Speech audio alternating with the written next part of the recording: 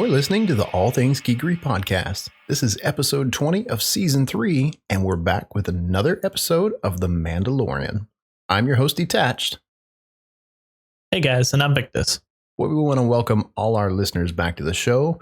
And if it's your first time with us, guys, we want to thank you for stopping in and joining us. We hope you guys enjoy this episode.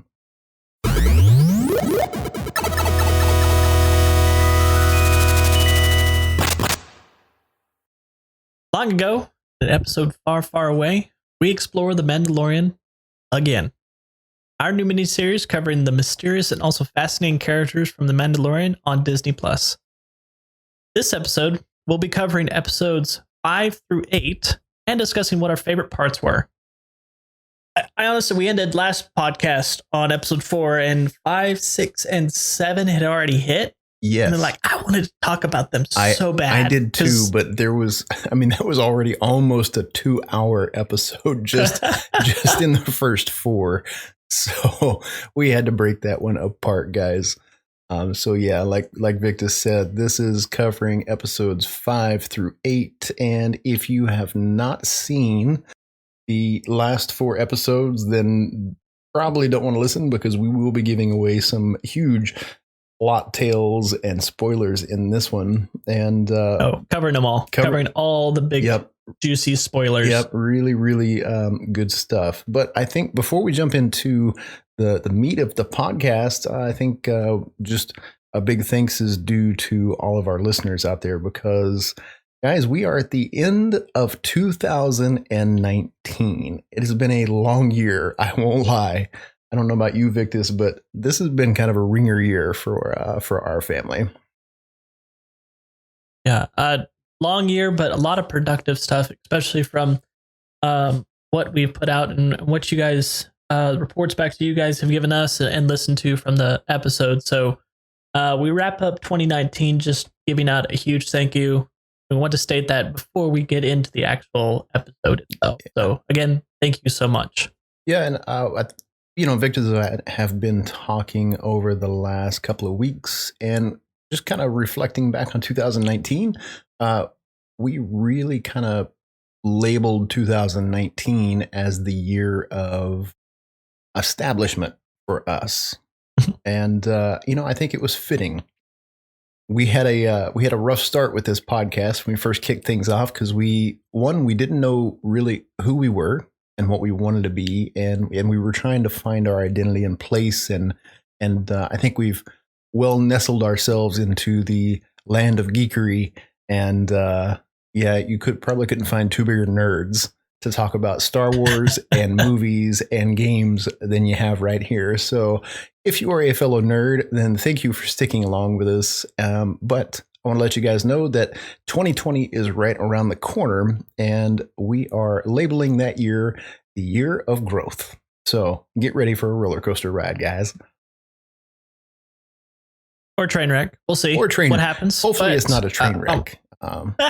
Hopefully. Hey, those are entertaining too. If it's a train wreck, maybe it will be one of those that comes out on the good side. We'll be on the back side of the train, not the front side that falls off the cliff and blows up. So who knows?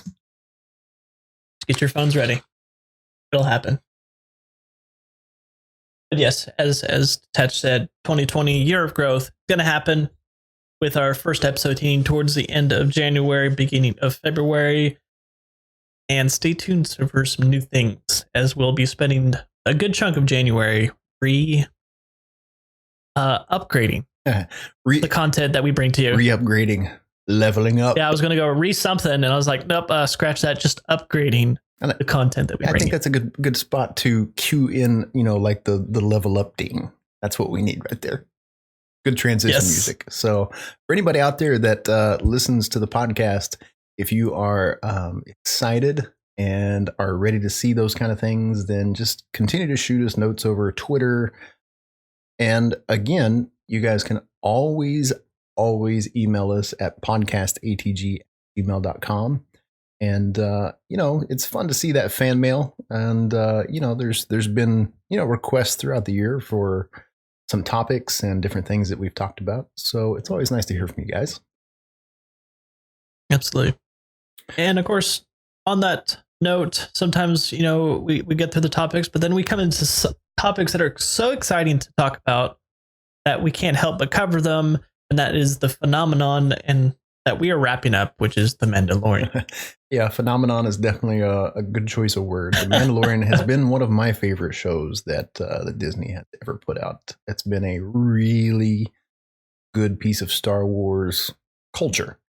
I think culture is a good word for that because the director, Jon Favreau, has done some really cool fan service. They've definitely done their studying on way back into some of the Legendarium, and they've pulled some cool lore out, and I think given some good little tidbits. And I like the Western theme that they've gone with, which was the original.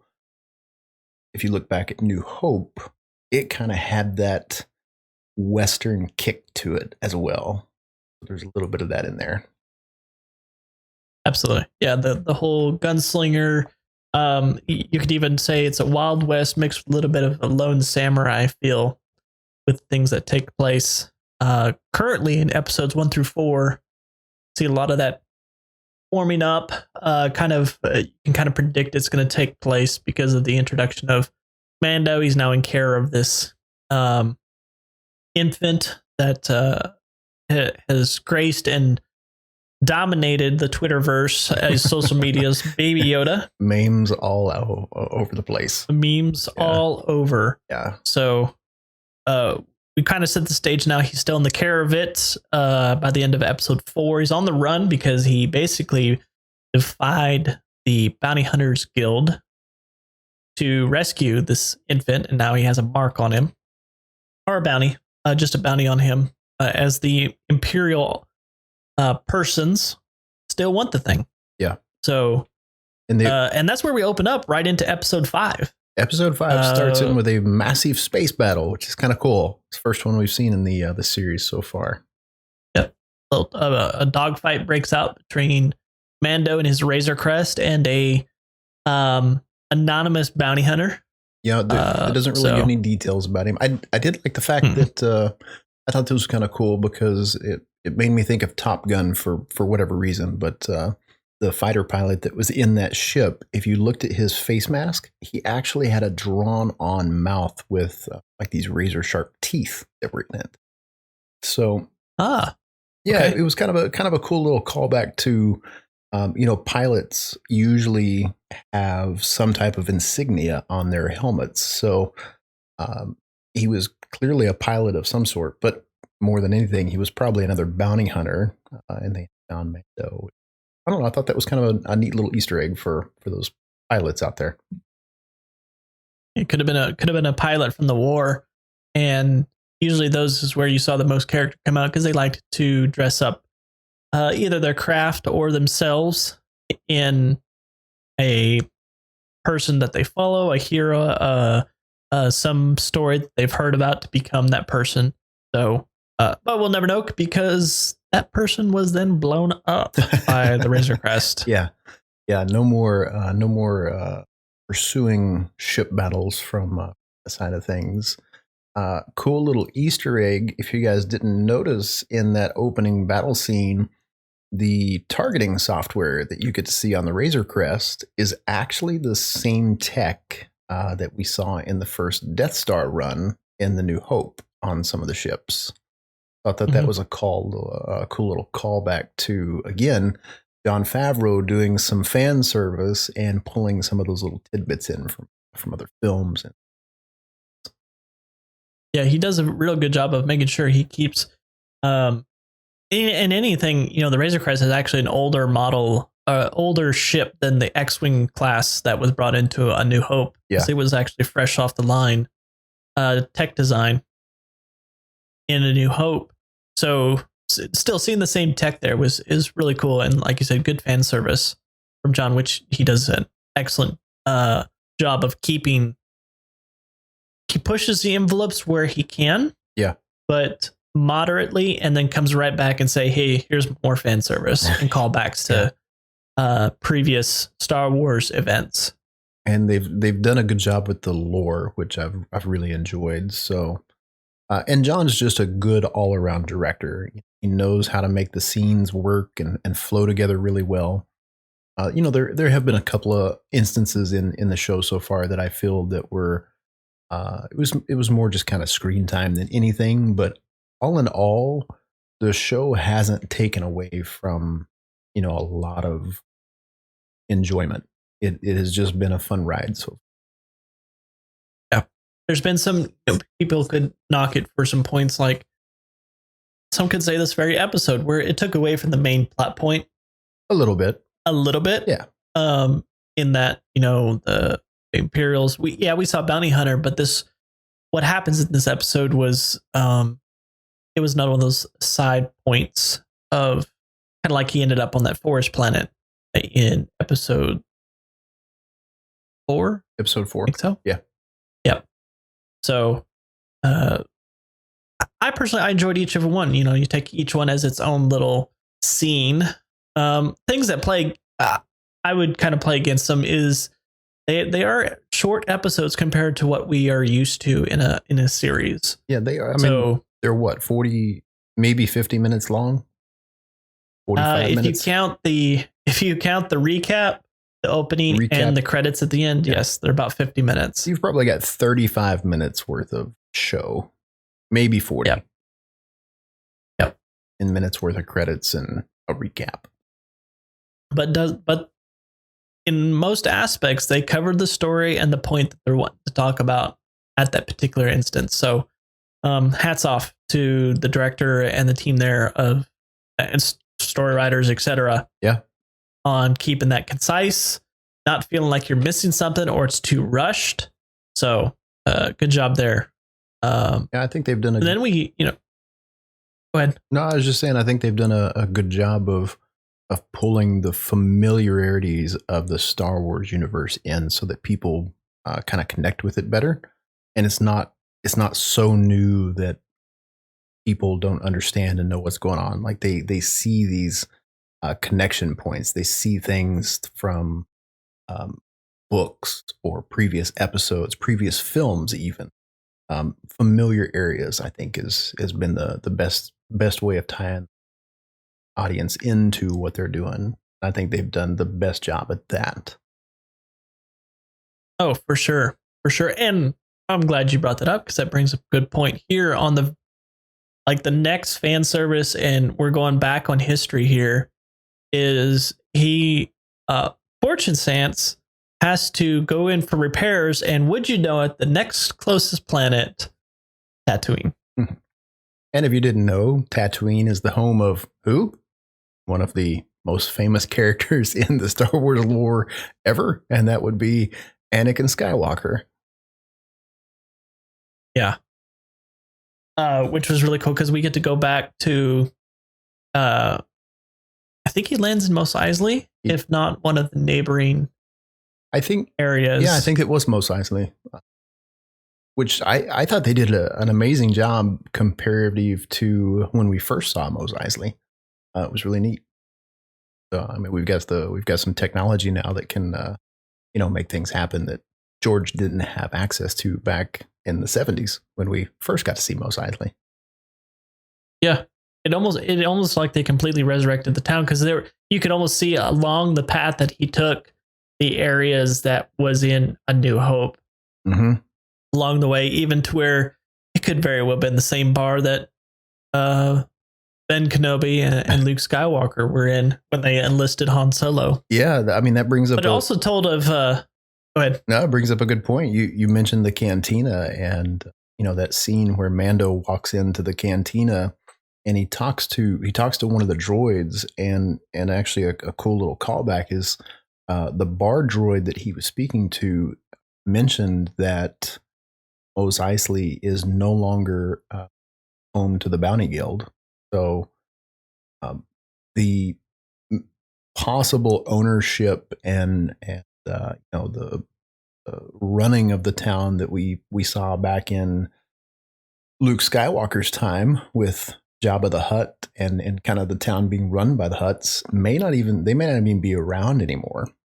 So I thought that was kind of a neat little callback. But the cantina, It looks a lot like the cantina that Luke and Obi-Wan walked in, said when they found Han.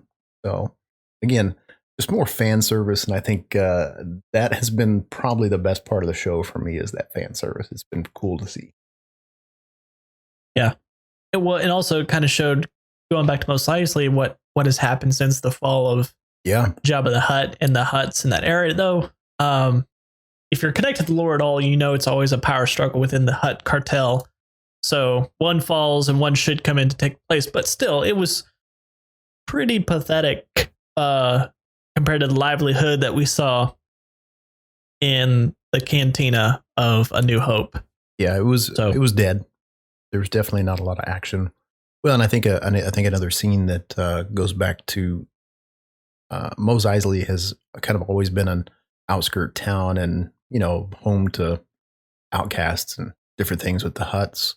But the scene where Mando walks in and all of the stormtrooper helmets are placed on top of pikes and just kind of up for viewer people that pass by, I think it just goes to show that they don't want the Empire there. They don't. They never liked the Empire. I'm not gonna let them back in the town. So I thought that was kind of a cool little callback to it. Still kind of has that Old West. You don't mess with the outskirts town like this, and this is what happens if you do. Yeah, absolutely. Show their independence. Yeah, they're no friend to any type of rule, except for when you're under the rule of the Hutts. That is. yeah, the old gangster. Yep. So that was cool there. Anyway, we kind of skipped right over it, but this was after he landed, but the actual landing of him was even more nostalgia. Oh yeah, because who would appear but three deck droids, or those little annoying droids that you boop them on the nose and they turn into hold right up or pop out. Yeah, they turn into these little tin pots. Yeah, the junk bots. Junk bots, yep. So we treated them there. Yeah, and we got to see the junk bots back in episode 1 with Jar Jar, actually. Yep. And I just kind of cringed a little bit by saying the name Jar Jar. I never did like his character. But he did play a role, so I do give him props. He played a role. But yeah, Jar Jar actually I guess woke up a junk droid in Watto's junk shop back during the pod races. Mm-hmm. And it's funny. Exactly where they were. Yeah, the junk bots, that's actually what they were originally designed for. Was they were pod racer mechanics. They were cheap, and if they broke, they were pretty inexpensive to replace, and they were basically master mechanics to those pods up and going. Because most time they got ate up quick, and it's pit droids. Yeah. I can't believe I forgot about that, but yes, pit droids. So yeah, this is another one of the little comical canon pieces of the Star Wars universe we saw again. So yeah, fun to see them there. And too bad the Mando didn't actually blow one up. He missed. It would have been fun to see. Or you could say he took a warning shot at it as it tried to get close to a ship. Yeah, he definitely scared him. That's for sure. In this episode, we even got to see the old Tusken Raiders, which was kind of cool. Yep. Which I think some could say brought in, because of what happened, brought in a kind of almost a continuity problem, I should say. A little bit. I would agree with that. In so much that Mando immediately knew how to sign language with the Tusken Raider, whereas Ben Kenobi and Luke Skywalker, or at least Ben Kenobi, who had been living in the wilderness for almost 16 years, right. 15, 18 years. Didn't. Yeah. But then again, the only interaction he had with Tusken Raiders was a group of them, and he went the whole "I'm going to scare you off" instead of trying to communicate. So you could argue either side of that. Yeah. Well, I think it does bring up a continuity issue. I think the other thing, the biggest thing for me, seeing the Raiders, I think after Mando communicated with them through sign language, they, spoke in their own language and communicated with one another, but it wasn't in sign language. So I don't know. There's a little bit of disconnect there for me, because how can you talk to something and know that you're saying the right thing if you don't even understand their language and what they're supposed to be saying to one another? So that was the biggest continuity. That's the biggest continuity issue that I had with it. But from a fan service, it was still neat to see them in a whole. Like, they're still there in the sand dunes, and here you've got Mando and this new bounty hunter, and they're taking speeders across the sands. And that actually kind of reminded me of Anakin when he went all rage mode and took his speeder out to the Tusken Raiders village and went nutso on them. Yep. Flashback. His speeder bike. Yep. Yep. Yeah, it definitely was a good. I thought the exact same thing. Seeing them go out there because the Mando had officially not really befriended, but a wannabe bounty hunter. Toro had, said, "Hey, I need your help," or I want to get in the Bounty Hunters Guild. He's trying to take on this mark, which Mando immediately knows who this mark is and knows that it's kind of you don't want to take this on. Right. It's way out of his league.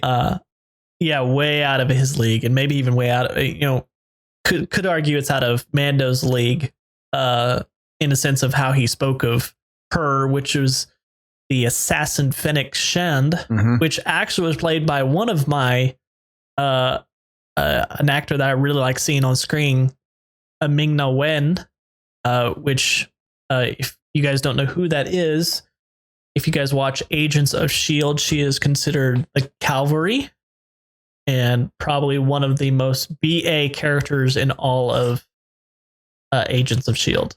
So I actually didn't even know that, because I've only watched about 2 episodes of Agents. I never did get into it for whatever reason. Yep. So, and she does really good in a lot of her other shows or movies as well, and really everything she's in. That's cool. So. It's neat to see the different Disney characters that Jon Favreau has used in other productions of,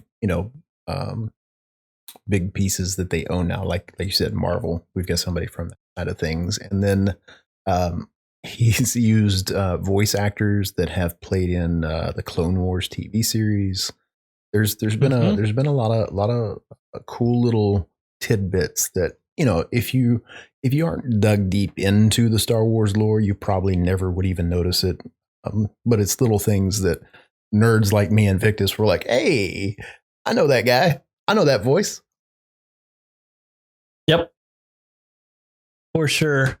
And all the different ones, and like he's thrown in like actual directors as part of their pieces. Apparently, Toro, the actor that plays him, Jake, is actually son of actor Bobby Cannavale, which so you got some call outs there. Different inclusions across the board. But really, I was just, once I found out Ming was in Star Wars, I was like, oh, I can't wait to get to her episode. Yeah. And she plays another BA character. She does. I kind of wish they wouldn't have killed her off so fast. I wanted to see her be a bigger part. Is she dead? I don't know that she's dead. Fennec? You're talking about Ming, right? Yeah. Her character? Yeah. Fennec? I don't know that she's dead. You don't. I mean, she took a shot. You don't. Maybe she's not. You don't. I hold out hope. Okay. I was just taking it that she had died in that scene after taking, a couple of blaster shots to the chest at point blank range. But that doesn't mean that she couldn't have something on and, be deceptive and playing the smart card. Don't tear down my hopes. She is an assassin. So somebody stood next to her, like, yeah, and she faked it, and she's still alive, and there will be another episode with her included. So I mean that we're basically at the end of the episode. If you haven't watched up to this one, the whole episode was about Mando repairing his ship, and in the process, the reason he's out doing this is because he didn't have enough credits to pay the repair lady to take care of the ship. So he went out into the town and see if he could find a job. Well, they found a job, and he's tagging along with this Toro, this bounty hunter. And at the end of it, we meet Finnick, and she ends up, I think dying, but Victus has another plot theory. But we see something at the end of the show, and I don't know. I don't know really who it was. I mean, there's definitely some plot theories, and there's a lot of people pointing in one direction, and I don't think it's right. But the end of the scene, you see somebody walking up to Finnick's body and kneeling over her. Yep. So there's a couple of theories out there that point to Boba Fett, and I don't know.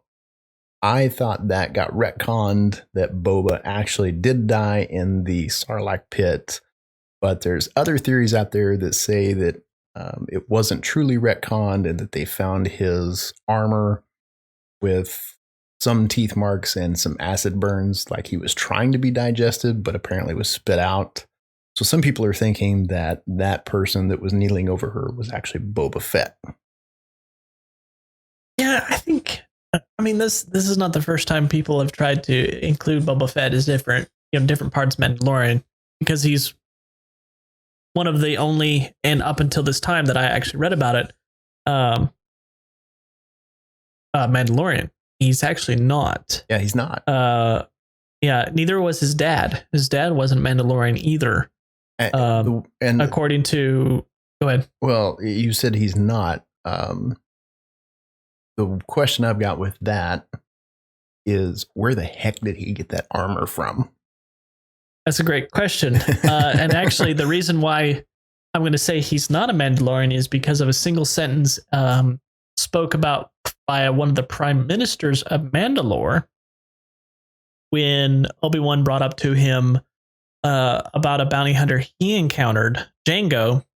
They're like, no, he's just a rogue bounty hunter. We have no idea where he got his armor. Interesting. Okay. So going off of that sentence is me saying that Jango and thereby Boba were not Mandalorians so far, if you don't include the legend stuff. Right. But, the armor, it looks, he could have stolen it off of Mandalorian or whoever. And so thereby we get the similarities here. Same type of look, same type of pattern to the armor itself.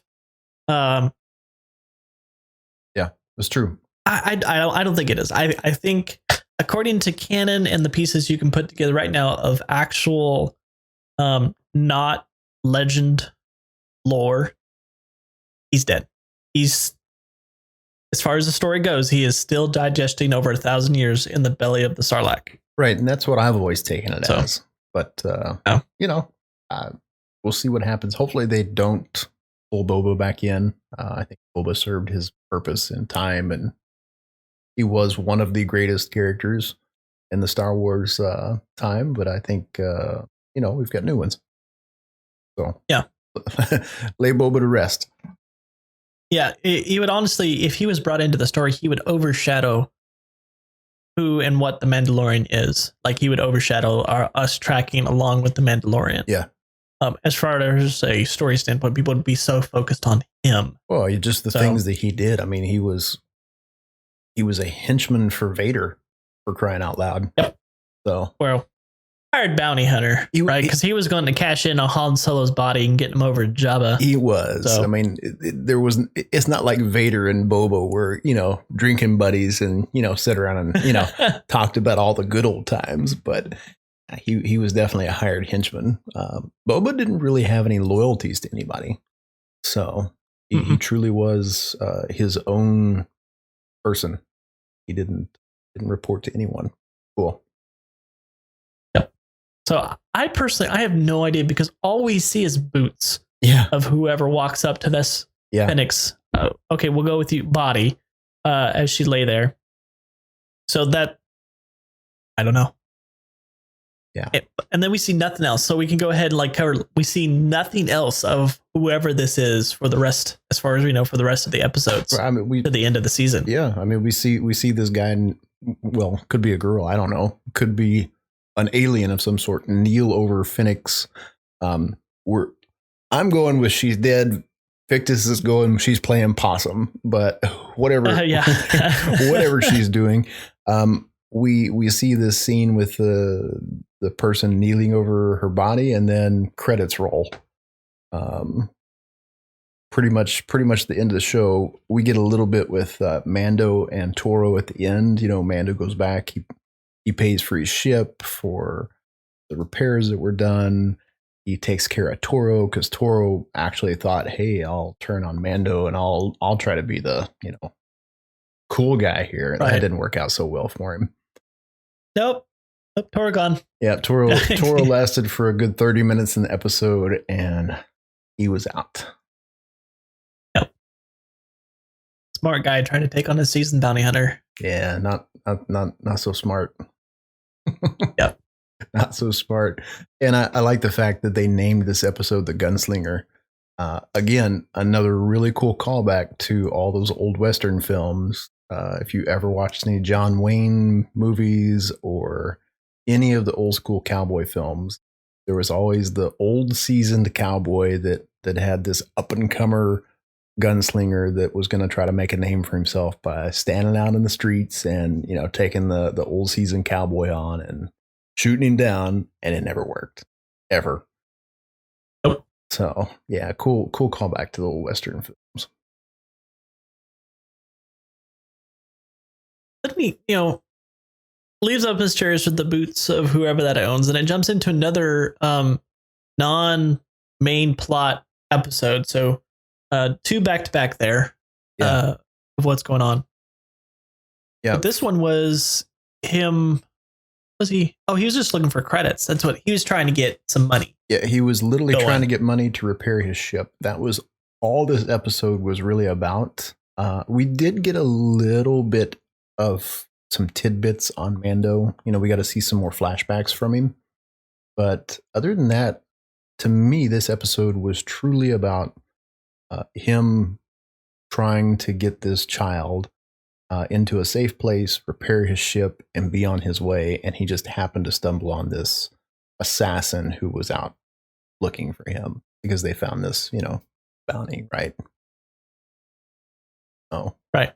A little bit of a filler episode to me, but still had some good content. A little, little hook there at the end that I hope they circle back to. I hope it's not one of those where they leave it hanging.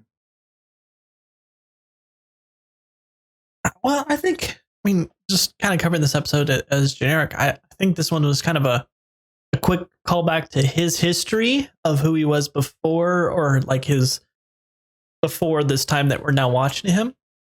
When he did do, he apparently where we're now running into his crew, right? People that employed him before this point of doing different things. So his old buddies. I don't think they were ever buddies. Yep. I think we see 2 new people and 2 people from his past, including the one that hires him to do this job. And then a female Twi'lek comes on the scene, which apparently knows him very well from several jobs. So they had an intimate thing. Yeah, they had something going. They had something going on. That would be a strange relationship. I don't know how that one worked out for him. Yep. She was a little on the crazy side. Yeah, she was a little cuckoo for sure. Yeah, but Mando's not all that sane either. He may be smart and he may be a great bounty hunter, but I think you got to be a little cuckoo to be in that business anyway.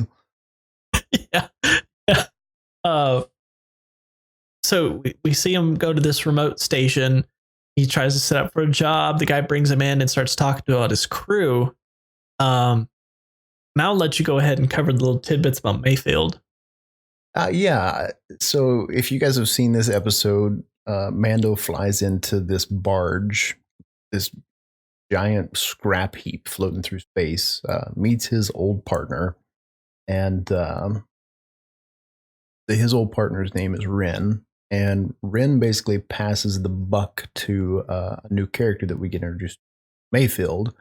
And Mayfield is going to be running point on this new mission that they have requested the services of Mando for. And this whole setup to me feels like nothing but a plot twist to really kind of capture Mando and get him in a pickle, right? But one of the cool things that happened in the beginning of this was Ren is explaining to Mando that Mayfield's going to take point on this, and they're explaining his background. And Ren says, hey, you know, Mayfield, one of the best shots out there because he used to be an Imperial sharpshooter. And Mando's instant comment was, well, that's not saying a whole lot. And it just it plays right on the whole fact that Mayfield came back and said, dude, I wasn't a stormtrooper, which I love because all throughout time, and it's even memes today, people know that stormtroopers are terrible shots, and they play on that a lot. Well, I mean, basically now it's canon, right? People just like, oh yeah, it's stormtroopers, horrible shot, blah, blah, blah. Yeah. But now it's actually canon and known inside the Star Wars universe that stormtroopers are terrible shots. They're bad shots. And we actually, over the next couple of episodes that we're talking about, we see it a couple of different times where Jon Favreau played in some really cool little instances that, stormtroopers just kind of suck at shooting things. Yeah, they do. So, yeah, neat little Easter egg. I thought that was cool. But this episode to me, again, it was just kind of Mando reconnecting with his old crew, and a little bit off topic. It seemed this one was kind of out of the left field, but all in all, I liked this episode. I did. I've liked all of them, but there have been a couple of things, and this chapter to me was one of those that felt, I don't know, it felt like a big setup just from the get-go. Like you meet Ren, and he's like this big old nasty looking slime ball, and you just, you know, he's dirty, and Mayfield is just lying through his teeth. So they're definitely setting Mando up for sure. Yep. And honestly, it was another part of the crew that was brought in was Q90, or they just called him Zero, the little droid. Yeah, the droid. Yep. That was going to be the pilot. And you immediately start seeing this reprehension from Mando towards this droid. He's like, that thing's not coming on my ship. Oh, yeah. Or, going that way, just because, for all intents and purposes, yes, this thing could kill, but it's actually on his team, but he just still didn't want to do anything with it.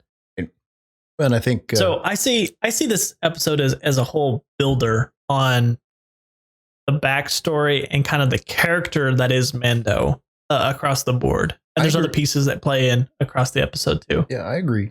Definitely agree. Well, and I think by this time we're seeing that apprehension to the droids because of the flashbacks that we've seen. We've learned a little bit on the Mando's backstory at this time because droids that had invaded his city, and so there's definitely the apprehension there. That's why it isn't. This is just another instance of him not trusting a robot. Yep. And we all, that all goes back to when his parents were killed during the Clone Wars. Yeah. And the siege of Mandalore from the Separatists and clankers that were there, etc. So, yep. Another, so we're going through his crew right now. We talked about the Twi'lek, but then also we see Deveronian named Berg come in as the quote unquote muscle. The muscle. As I just did air quotes that you guys can't see. This isn't the first Deveronian we've seen either. We actually got to see one back in Return. Was it the Return of the Jedi? I think so. I want to say it was Return of the Jedi. One of the scenes they had, and they never named the guy they showed, but he was in there. So a little bit different facial features than what this one had in Mandalorian, but not the first time we've seen him. I think we see him in New Hope too. In the a Deveronian, a very initial markup of a Deveronian was in the bar. Yeah. So, yep, I've seen him several times across. A very prominent one, Vizago. He was in the Rebels.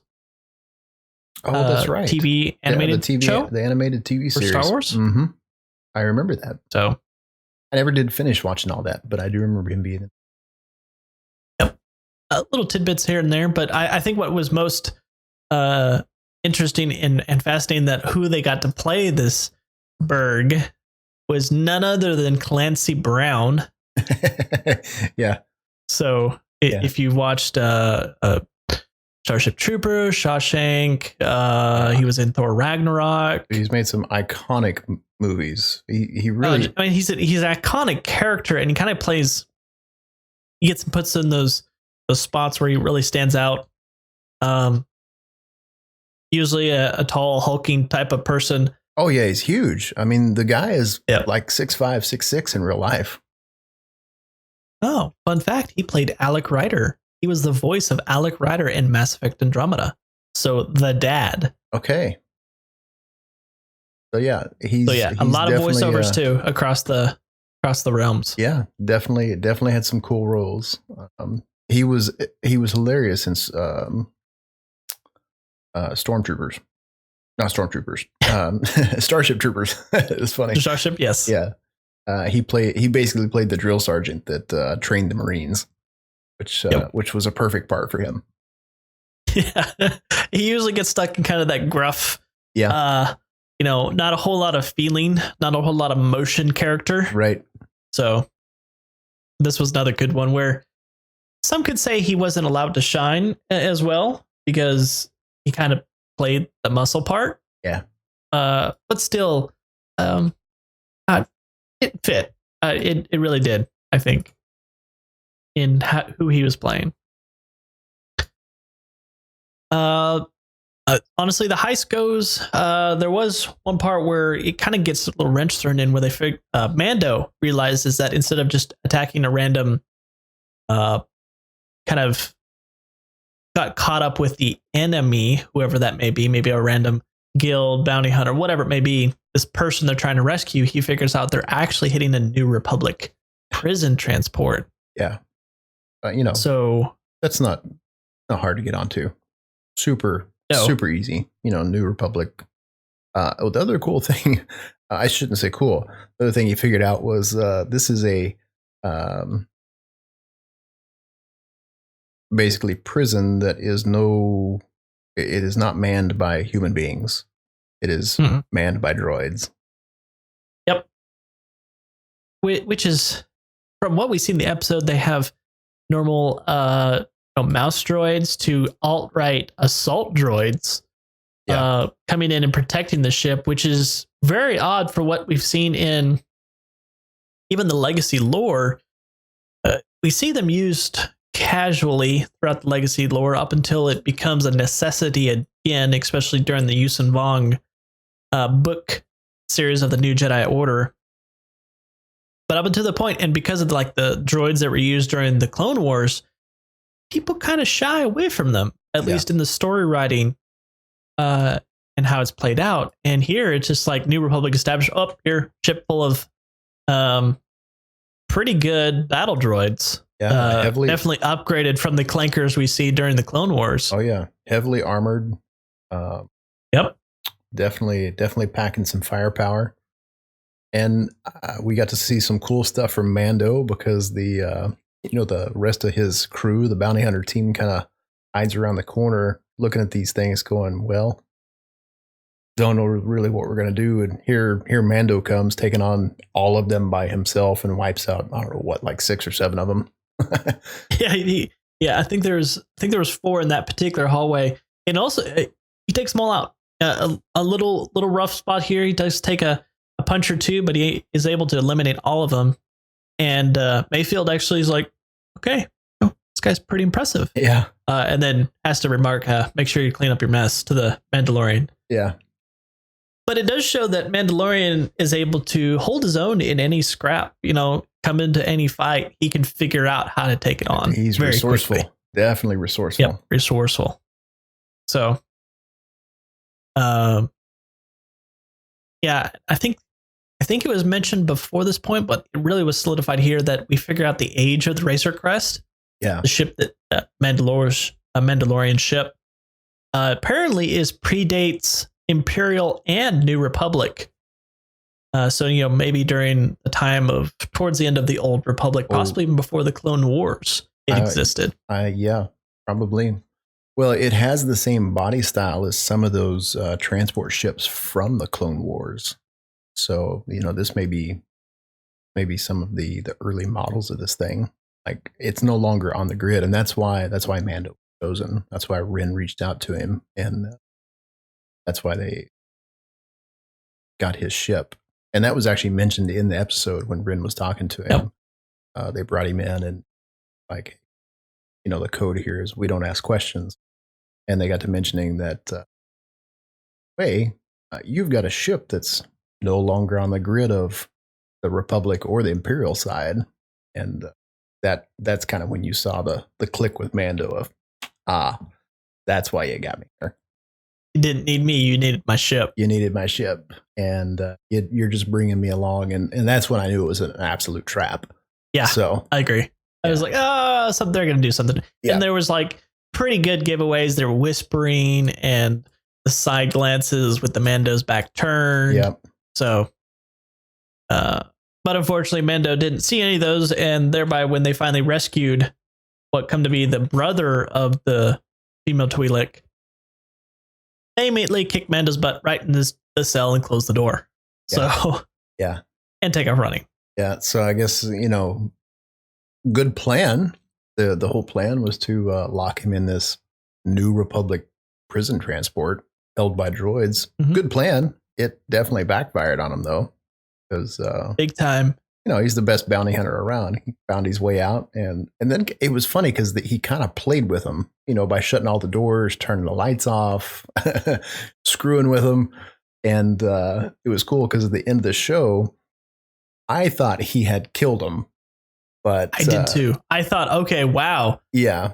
Because there's different points. It was like, okay, he had a knife to her throat. He slammed a door on the dude's face, on Berg's face. Yeah, I thought Berg's face was crushed when he slammed that door into it. I thought so too.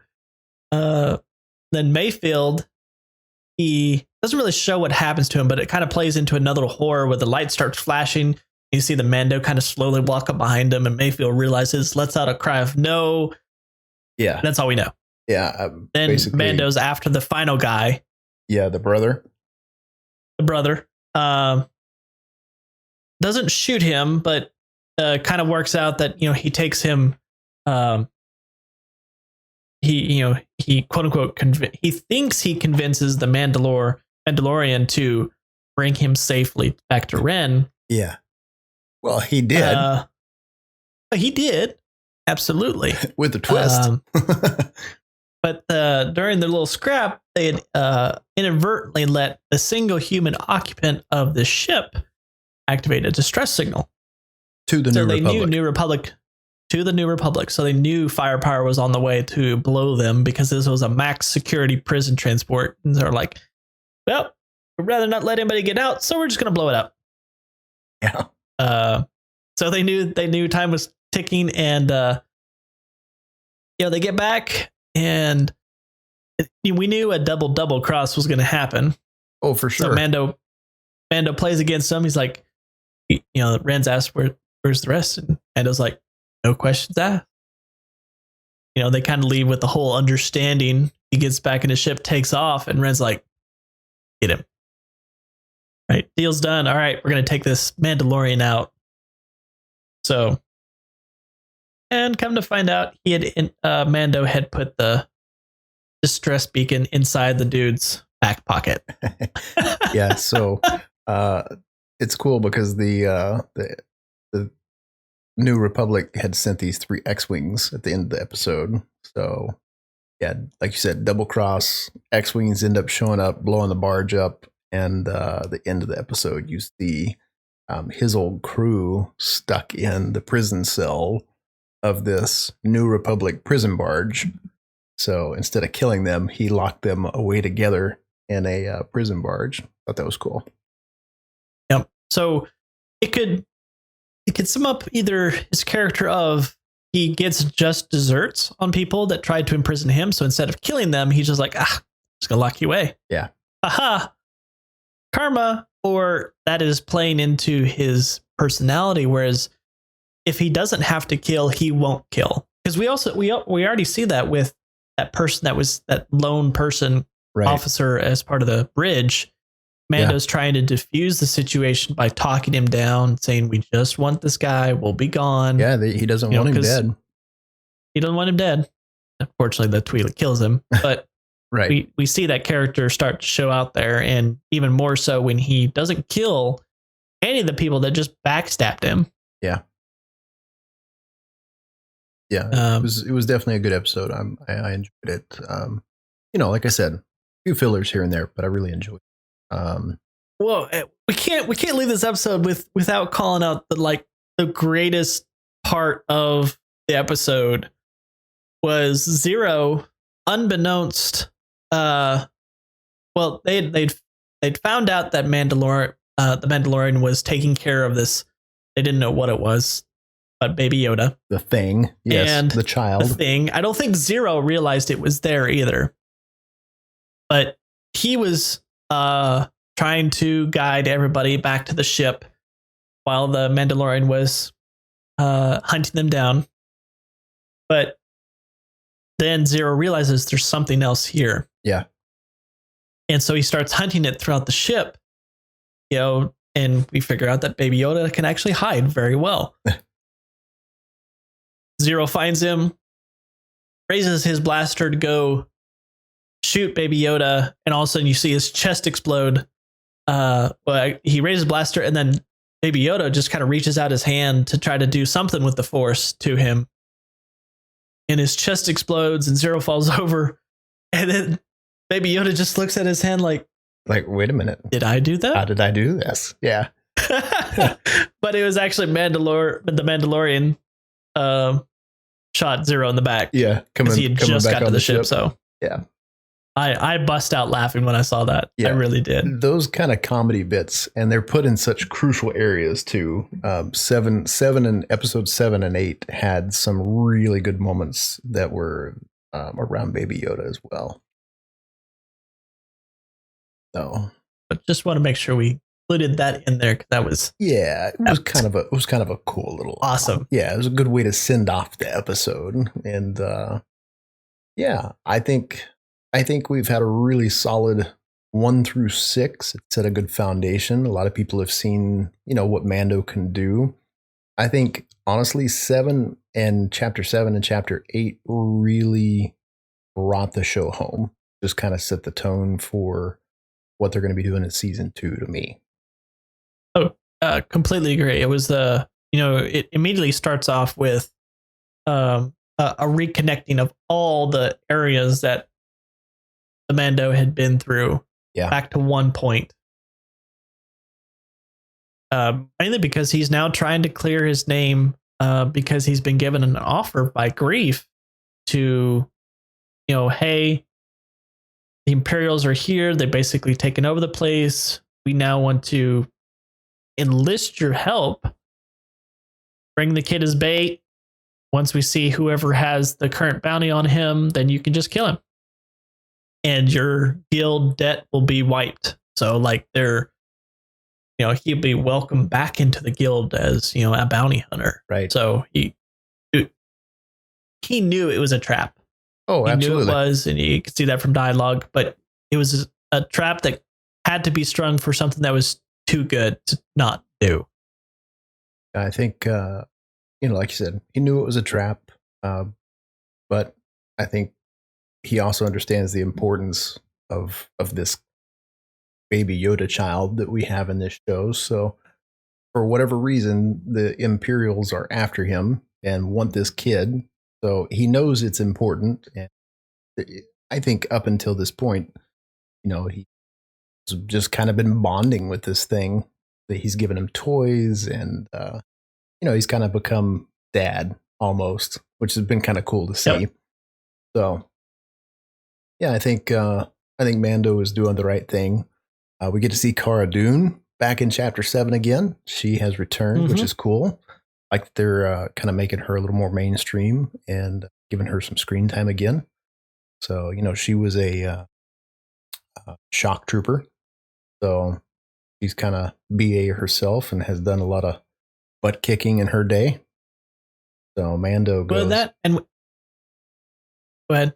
I was just going to say, I think Mando and her make a good team, and I like the fact that they're playing on that, which is nice. Well, she is the only one to almost best the Mandalorian in a combat situation. So yeah, definitely so. But we also see a little inkling of what drives Cara in that, first she's like, I'm disappeared. I can't be involved again. I just want to, live my life out here away from people, up until he goes, we're going against the Imperials. She's like, I'm in. So you immediately know there's some bad beef between her and the Empire. Oh, yeah. Some really bad beef that even staying in hiding won't keep her there. Yeah, her interesting. Whole mentality changed at that point. Yeah, I'm pretty sure we figured out the answer later, and we'll get to that. But at that point, it was okay. You really hate the Empire for some reason. Yeah. So I do like what they did with this episode, because Mando knows it's a trap, but he also knows that he can't go alone by himself. He's got to have help. So he recruits Cara, and he also goes and recruits Quill, which was cool. Yep. I love the character that Quill brought in. He was kind of that mentor figure. Mando wants his services for protecting the kids. So their original was, we want to leave the baby with you, and it was interesting because they're sitting there having a cup of tea and talking things over with this IG unit that Quill went back to the town and recaptured after the previous battle that Mando had there. Took this IG unit and has reprogrammed this thing to be a now nurse droid of all things. He's no longer a hunter. He's a nurse droid. So he's to serve and protect people, which we know Mando doesn't trust droids and has a problem with this thing. And so I like where the show is going with kind of this build of Mando's personality, and you kind of see a more human side of him in the instances with Baby Yoda and some of the characters that he begins trusting. So I do like that, like how they're doing this. Yeah, especially the reconnect here. And then this is really the first time we actually see and hear the Ugnaughts name, because he says it, because Mando's like, hey, I'll pay you, Ugnaught. He's like, I have a name. It's Quill. Yeah. Thought that was cool. And he immediately jumps in to wanting to help, but not so much take care of Baby Yoda. He just says, I'm coming with you. Right. And it was I'm coming with you. IG-11 can watch the baby, and I'm bringing my Bergs with me. And the Mando goes, the Bergs, which are those little two-legged beasts that Quill has tamed. Yeah. And he has to include a I have spoken type of we're doing this, and there's nothing you can say about it. Right. So the other cool part about this was Quill actually talked to him about the baby Yoda, right? Yep. And was mentioning to him that this species, this thing, doesn't look like it's been engineered or cloned, right? And the one quote that he mentioned was, this thing is too ugly and it looks like it's been naturally evolved. So I think that's kind of a cool little piece as well. They're keeping some questions, a little bit of mystery around what this character of Baby Yoda is, because there's been the rumors, is he a clone of Yoda? Is he not? Is he a species of Yoda that has been unnamed? Because George never named the species that Yoda was. So, in fact, there was a behind the scenes in The Mandalorian where George was actually sitting down with John. George was like, "Look, I didn't name this species, and I never got around to it. So, sorry, man, that job's on you now. You get to figure it out." And I thought that was really cool to see some behind the scenes. Like George is like, "Oh, I'm so excited for this. I love what you're doing, but this is your baby now. Like I created my baby. I created this universe, but I don't want to name this species. Like I'm passing the torch and passing the buck, right?" I thought that was cool. That's a big burden to be able to completely think up the back history of one of the most infamous species in all of Star Wars ever, like in film history, just in general. I think in movie history, Yoda is known for all kinds of things. So, if not now, Baby Yoda is now. Oh my gosh, more popular. Across everybody. Yeah, Baby Yoda has hit the streets with stardom. Yeah. So yeah, it was really cool watching kind of the rebuilding of IG-11 and how Quill had to teach him how to be a droid again. Like he rewired everything, and the droid had to learn his balance and learn his systems, and then learn how to function being like you call it a nurse droid or a servant droid instead of a hunter. That's one of the reasons why Mando didn't trust him, because he is of a hardware of an IG, which is hunters. He figured that it's his base coding to be a hunter. It will revert back to it at some point. Yeah, and so he just didn't trust it. Yeah, I think the cool part with IG is, like you said, getting to see him kind of reprogrammed as a droid and how to do things. That was neat. Watching Quill like do basic things of holding a cup and pouring liquid into it without crushing the cup. And you saw that build over time where now he's gentle enough with his hands that he can pour a cup of tea and not break the cup and not crush the pottery that he does. That was really cool. I did like that. So I think IG is one of my more favorite characters in the show. I like what they've done with him. He was cool as a killer droid in the very first, but I do like the fact that they brought him as a nurse droid, more of a protector of the baby Yoda character, and even Mando. So I like that he's become that sidekick. I do think we'll see more of IG units, hopefully later down the road. It may not be the same exact IG unit we have here, but hopefully we get more. I think they make a cool add-on to the show. But one of the interesting parts though was as Mando and Cara, Quill, and this IG unit, Baby Yoda, they're in the ship and they are flying back to this destination to go meet Grief and figure out what is all going on. The IG unit steps in and goes, "Hey, I'm making dinner. Will you guys be eating in the cockpit, or will you be joining us down at the dining table per se?" I don't know. It was just those little subtle instances of showing that he's been reprogrammed and he's willing to make those nuances known to Mando. I thought was a cool little, like, hey, this robot has changed, and it just kind of went into showing that Mando can trust this droid. But again, neat little nuances that they add. Oh. Yeah, well, up until that, even at that point, Mando still hated that droid's guts. Oh, absolutely, for being a droid. Yeah, absolutely. Because he's like, I'm not hungry.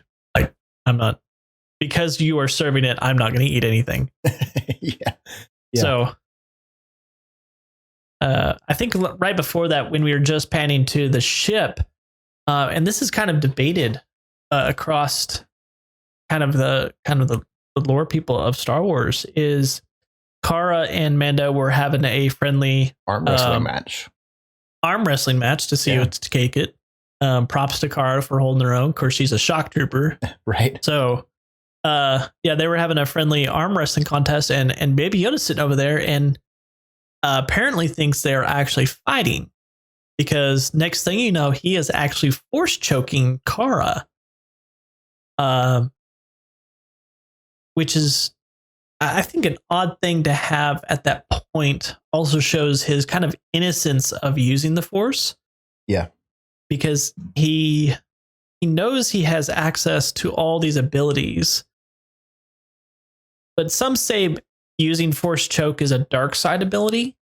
And then others argue that, and I'm kind of up there, it's just an ability of the Force. It's how you use it.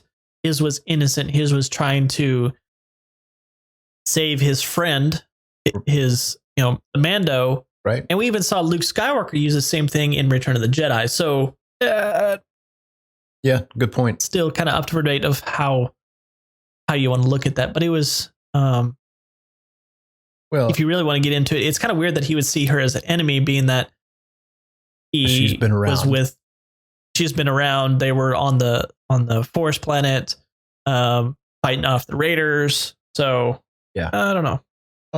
So while my wife and I were sitting there watching the episode, she made a good point. She said, well, even though Baby Yoda is, this creature and he's got a brain and connected, she actually made the correlation that it's like a pet, like a dog. There are certain breeds of dogs that they basically, their loyalty is with one person of the family, even if they know the other people. And you may start roughhousing or whatever, and the dog kind of goes into that protection mode and is really not, angry and trying to do something towards another person in the house, but they see their human, in something they don't understand. So they go into that like instinctive, I got to protect it mode. Right. So that's sure. Kind of the direction that she went. Maybe he wasn't actually trying to hurt her. It was the instinct, and the Force took over. Yeah, so I can absolutely see that. And mostly because, it plays into his innocence of being young, right? Right. So his loyalty overcomes it all. Yeah. Right. Yeah, I thought that was really cool. Well, and Baby Yoda actually used, some pretty cool things here because, we get to see him force choking Clara, but we also see him force healing Grief at a later point after they meet and, they're hanging out, waiting to come into the city. The group of them actually get attacked by some winged beasts that get a hold of Grief, and he ends up getting poisoned. And we see Baby Yoda reach his hand out and touch Grief and use the Force and heals him. But I like that they're showing some of his skills and showing that he's actually growing. It was kind of cool to see, because in this one, where he is, force choking Kara, really doesn't see any noticeable difference in his body after he's done. And same with when he force healed Grief, he did that, but there really wasn't he didn't pass out. He didn't, it wasn't in like this weird coma for 3 or 4 days like he was with Mando trying to pick up this giant mud beast back in the, 3rd episode or whatever it was. So I don't know. I think it's kind of cool. Maybe Baby Yoda is actually getting stronger. Maybe. That was actually the first time in all of Star Wars cinema, both anime and movies, that we've seen a Force heal ability. Yeah. Now, we've seen them been referenced in lore, in books, and also it's one of the main abilities ever used in any of the Star Wars RPGs that exist out there, from especially in the KOTOR 1 and 2. That was one of your main abilities to use, was a Force heal. It was just an ability that you had. Yeah. And if you we're going to bring up midichlorians here. So I probably drove away some listeners right there. If you reference back to Darth Sidious and then Plagueis the Wise, he talked about having such an ability of the Force that he could heal people, keep people from dying. Right. Ironically enough, as soon as we see this episode, Rise of the Skywalker hits, and spoiler alert, we see the same abilities being used in Rise of the Skywalker as some type of long lost Force technique. Yeah. Not necessarily dark side or light side, it's just a Force It's just a Force technique. Yeah. Yeah. So. Yeah, it's cool to see the tie-ins.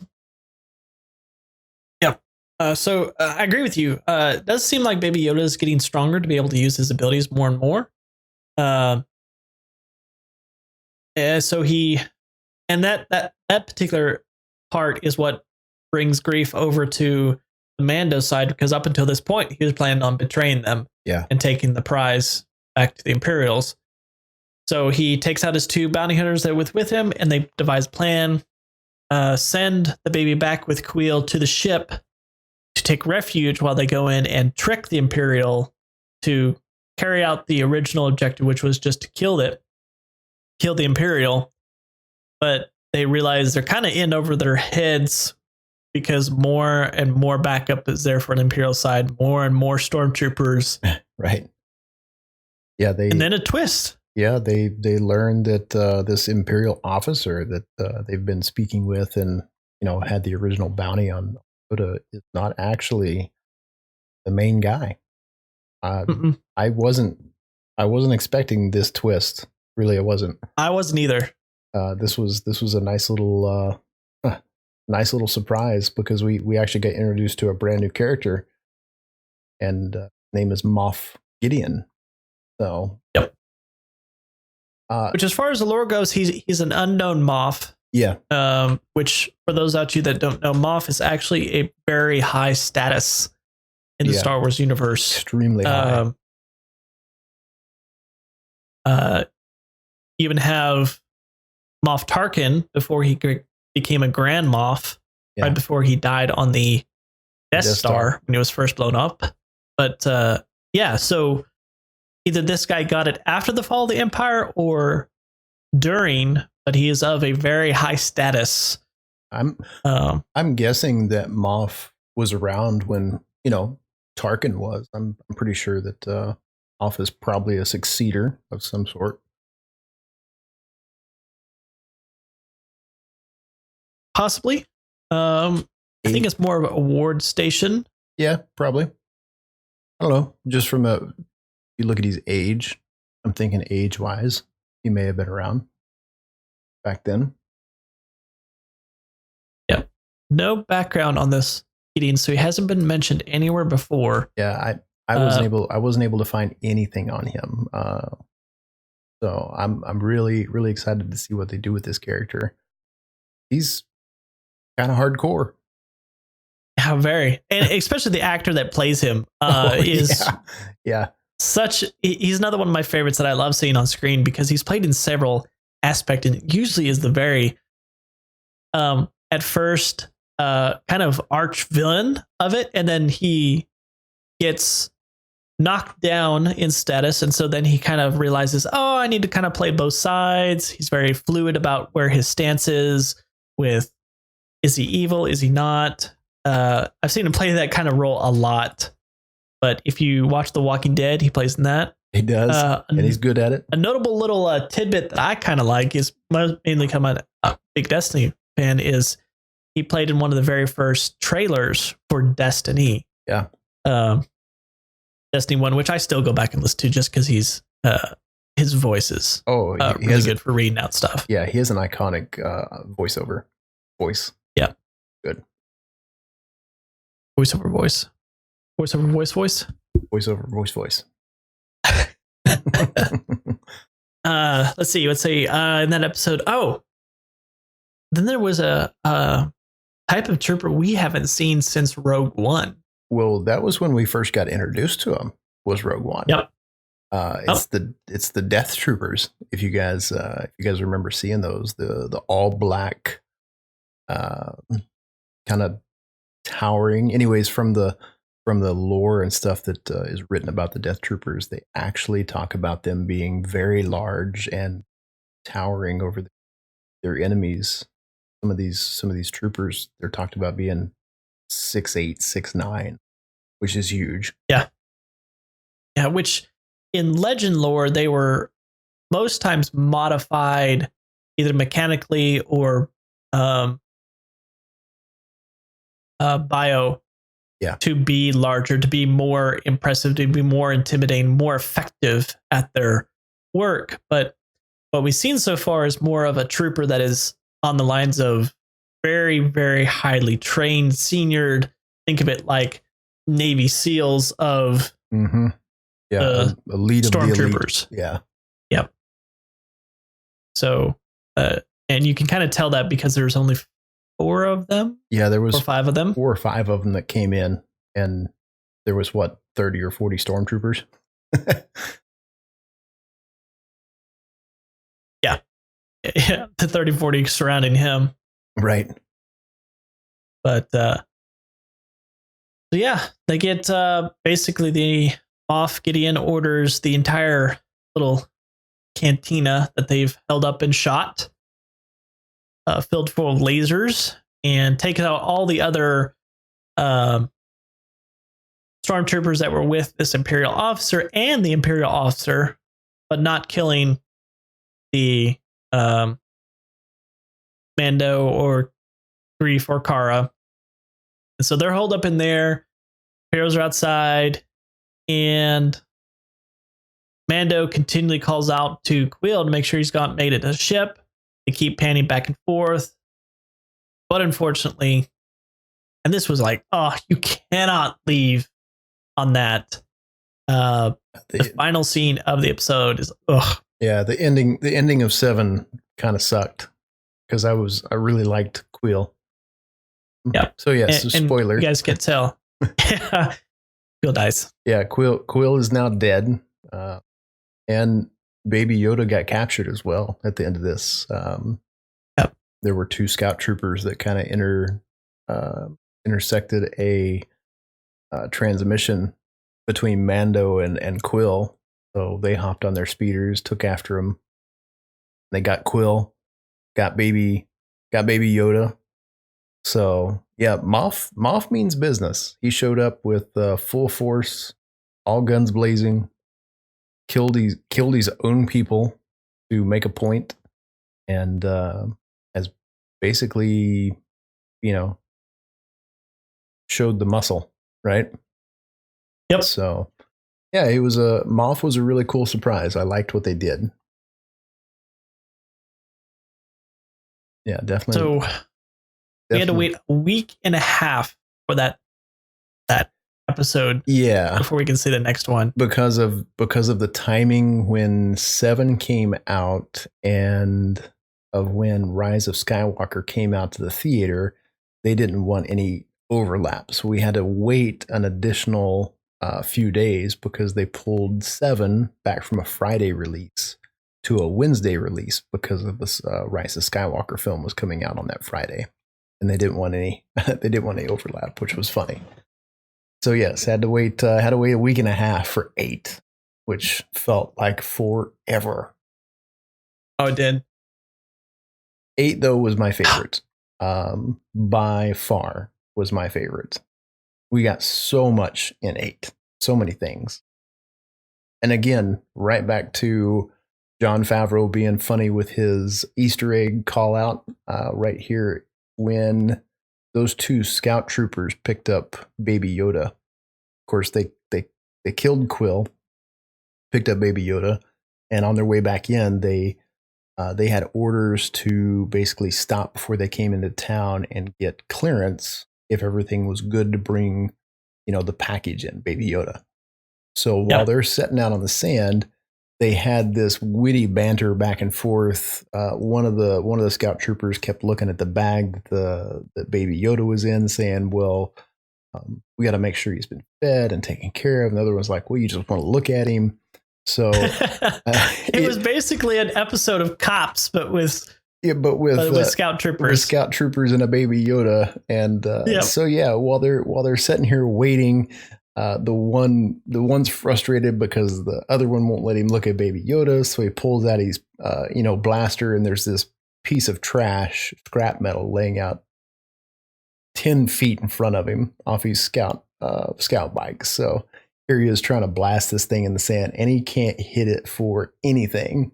And the other guy kind of looks at him and goes, "Man, whatever." He pulls out his blaster. Now you got two of these stormtroopers shooting this thing, and neither one of them can hit this stupid thing. And the one grabs his blaster and he kind of shakes it, and he's like, "Man, you seem like," he's blaming the blaster, but again, just cool nod back to the stormtrooper lore now of them being a really bad shot. Yes, that was quite comical there. And something happened here that I was really expecting. I knew it was going to happen because they had no reference to IG-11 towards the end of episode 7. I was like, okay, Bill's dead. IG-11 was on the ship. So they either figured out some way that he didn't just come right out there and take on the scout troopers, or he's going to show up now. And he did.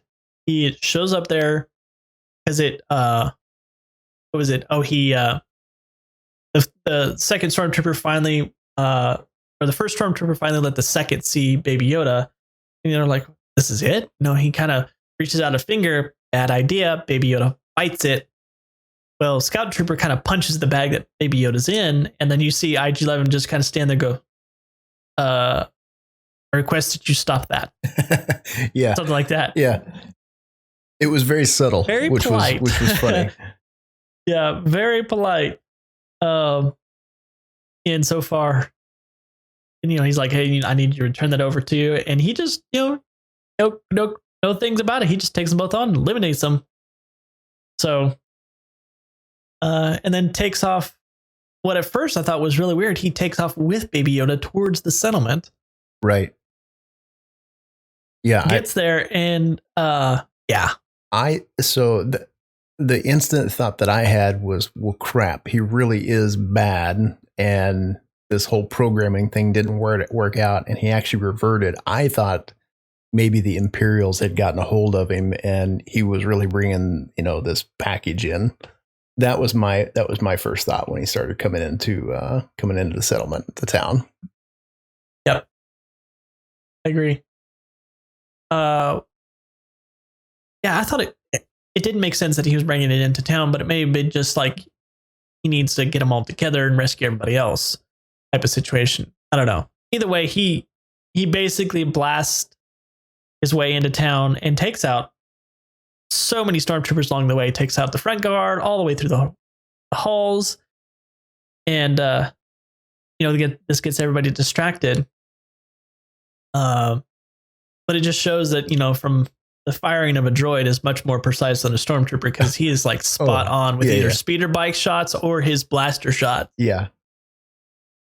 Well, and I don't know, watching an IG unit fight the way they portrayed him so far is probably one of the coolest choreographies I've seen. Yeah, with the way his head turns, and you can see his eyes targeting things, and his arms flipping around, and the way he protects Baby Yoda. Yeah, That was cool. The one line that I really it kind of made the whole show was when Mando hears the IG unit come over the intercom, and Mando's like, "What are you doing?" And the IG unit said, basically, "I'm doing my purpose. I'm doing what I was built to do. I'm protecting Baby Yoda." Right. That's when he flies into town and just goes haywire on everything, kills all the stormtroopers. The IG unit actually became one of my favorite parts of the episode. He was really kind of the highlight for me in that very first part where he picked up Baby Yoda. That was just a cool way to bring him in. Yeah, well, and even like there's points when he's going down, he's like shooting everybody, and Baby Yoda's like sitting there like giggling. Yeah, yeah, which was pretty funny. It's like a roller coaster. I toss it up to like he's giggling that all these very mean scout troopers punched him, and now IG unit's getting revenge on them. So right, yeah, that was cool to see for sure. Yeah, a lot of stuff that we learned. This episode was absolutely packed with lots of little background things. We got to see a ton from Mando. We got to see a little bit from Cara Dune. So we actually learned We actually learned Mando's name. Got to learn some about Grief Karga. Yeah, a lot of stuff. This episode was absolutely packed. Yeah, I mean, we now figure out why Kara hates the Empire. Is that, and also another thing we figure out about Moff Gideon is, and we figure that's from Mando, is that Gideon had to be part of the Imperial Service Bureau, which is basically the Imperial KGB. So all about information gathering. He was a spy, secret stuff, spy. Because Gideon calls out Mando's name, which is Din Djarin. So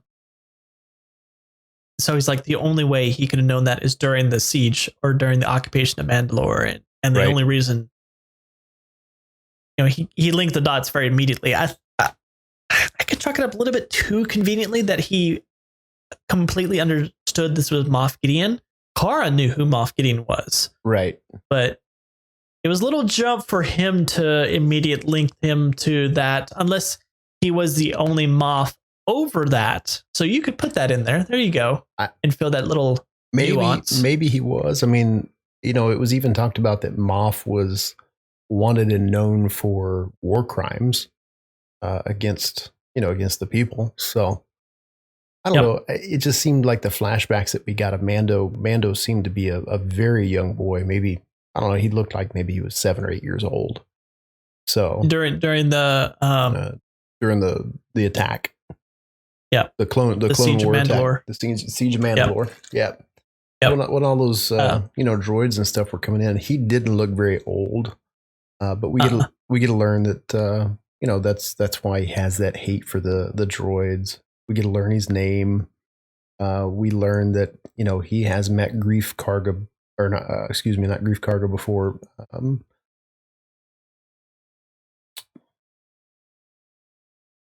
Wow, that idea. Get somebody's name. Yes, completely forgot their name. Oh, well, I mean, I'm wondering if you're referencing who rescued. I don't know if he met Moff Gideon or knows about Moff Gideon as who oversaw something of the siege or occupation of Mandalore. Had to have seen something as quick as he put 2 and 2 together. He had to have known something. Well, and then the whole scene, like you said, with the Mandalorian that rescued. That rescued him. I think just kind of plays into the loyalty that he has, the lifestyle that he had. He was a foundling. He wasn't born on Mandalore. So, well, and that's what was so interesting about that particular flashback, because it shows the entire picture of him getting put in there, rescued by this Mandalorian. And if you looked at the insignia on the shoulder of the Mandalorian and the armor color, I'm pretty sure that it was Death Watch that rescued him. I'm pretty sure it was. The insignia on the shoulder kind of gave it away. They didn't make any references. Nobody called it out, but I think the fans probably saw it.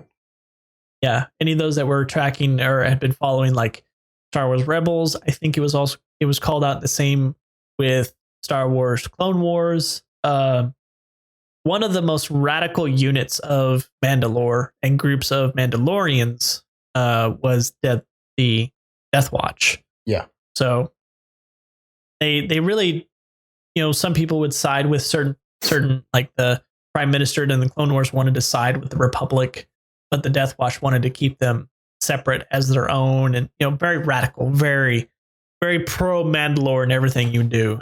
So very interesting that he was rescued by them, but didn't turn out like them per se, as far as we know so far.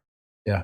So whether he is also clan of Death Watch or maybe of the other clans. So yeah, there's a lot of questions that have now come about. So I think season 2 is going to be action packed for one, but I think definitely going to hopefully answer a lot of questions that we've got for those super fans out there that have seen Chapter 8. You probably know what we're talking about with, we got to see the Mandalorian in kind of a grief state because he was basically on his deathbed from something that happened. And we got to see his face because the IG unit came and stayed with him. So yep. I like what they're doing. They're really trying to connect Mando with the audience. They're trying to give them like a full background story of who he is, where he came from, what he stands for. And he seems to be different than the rest of the Mandalorians. And, we got to see a lot of stuff with Grief as well. Grief Karga, we learned that he was a previous magistrate, which that was kind of a left field for me. That was kind of a cool little tidbit that came in. So it goes from a very lawful man to a very lawless man in a way. Yeah. It kind of seems like a good position for him to be in, kind of where he was at with the guild, whereas they have laws, loose laws, but still laws to abide by of don't do this particular set of things, and you can do whatever else you want. So so we figured out all the background. I can't remember if I already called it out, but we figure out why Kara hates the Empire is that Gideon calls out that she's from Alderaan. Yeah. And I was like, oh, yep. That would be why. That would be why. They kind of blew up her planet. They blew up her planet. They basically enslaved people. Yeah, all kinds of stuff. Bad things. Yeah. Empire's nasty, man. They just kind of came in and tried to rule everything that they could, take over the world, universe.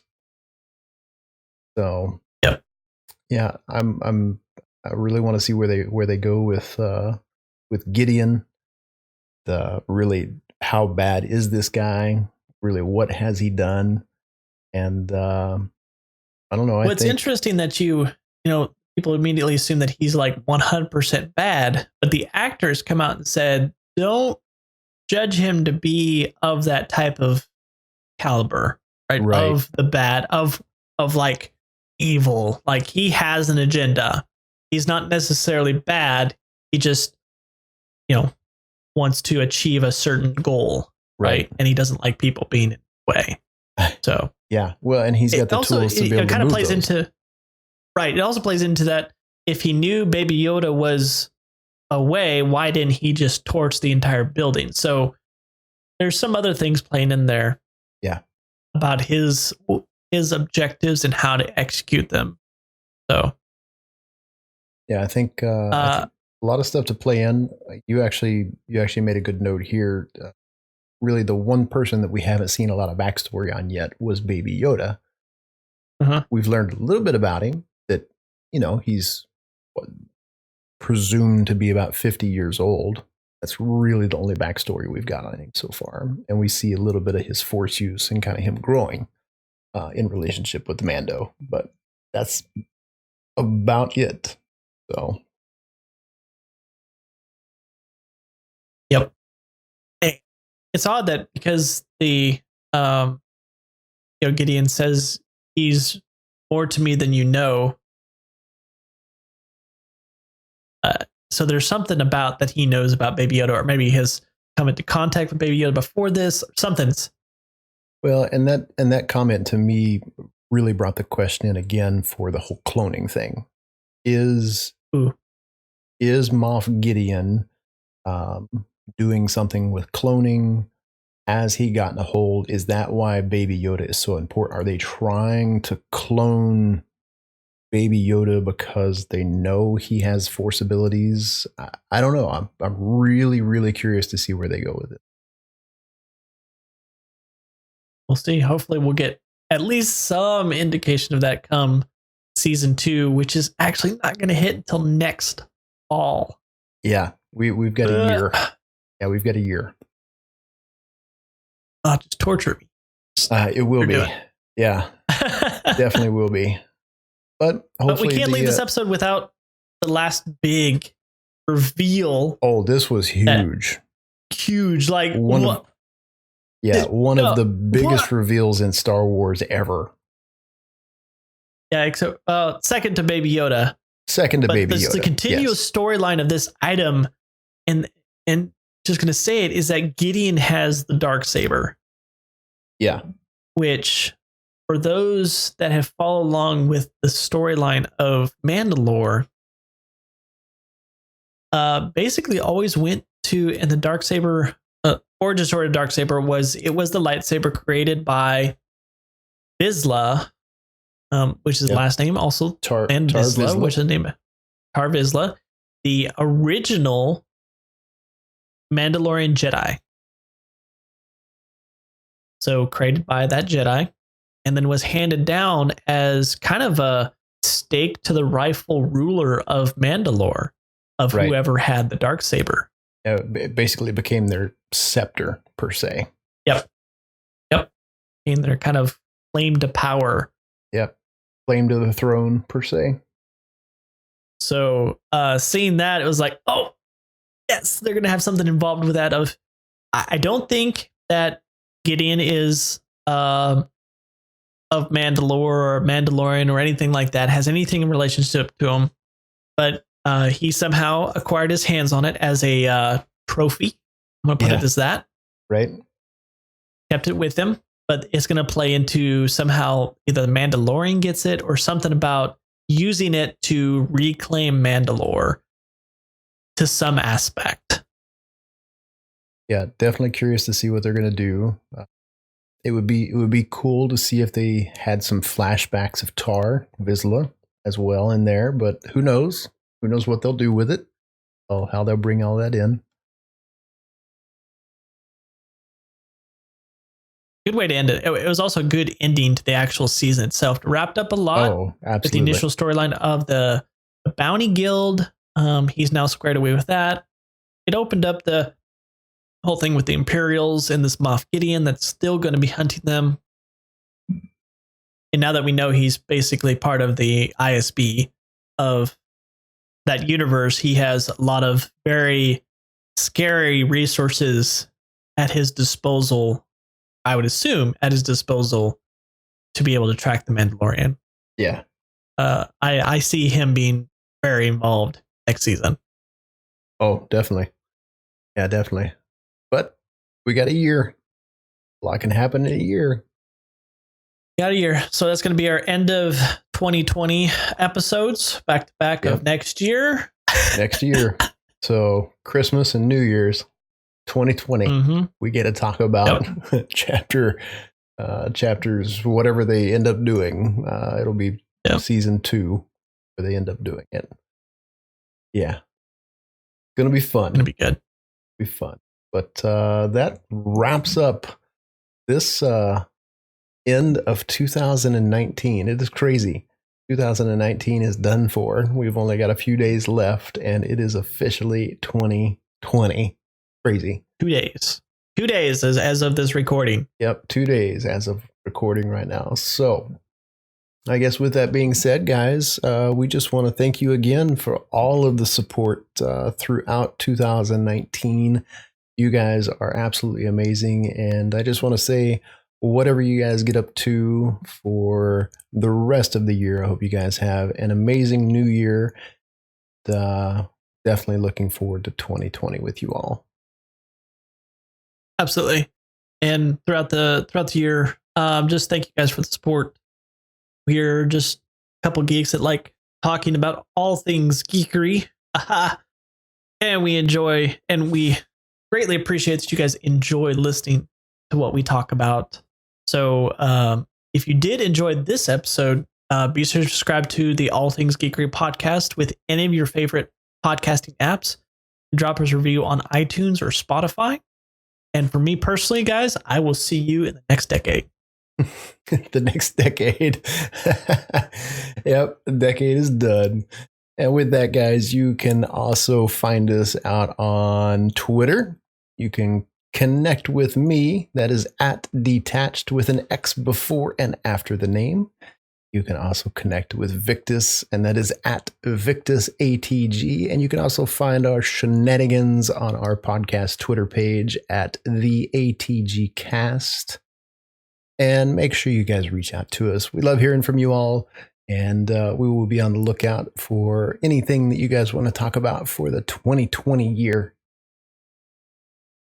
And if you guys like, you can also join us for live for some gaming content every weeknight at twitch.tv/VictusAT. Yeah, and just as always, guys, thank you so much for listening again. You guys absolutely rock. But with that being said, everything has been so much fun this year. Victus and I have had a ton of content that we have pushed out. We have a lot of things coming for 2020. But with that, guys, that wraps up this podcast. So as always, you guys stay awesome, and we will see you in the next episode.